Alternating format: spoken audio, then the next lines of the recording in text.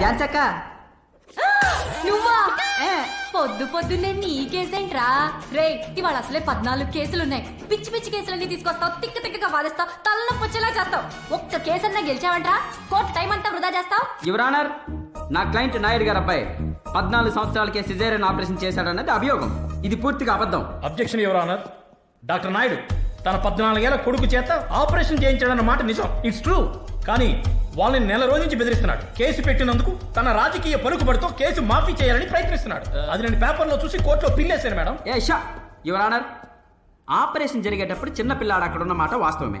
ఏదో ఆపరేషన్ చూస్తానని మారాన్ చేస్తే తండ్రిగా లోపలికి తీసుకెళ్లాడు. చూడ్డానికి లోపలికి వెళ్ళినందుకే ఆపరేషన్ చేసేసినట్టు అంటే అంతెందుకండి.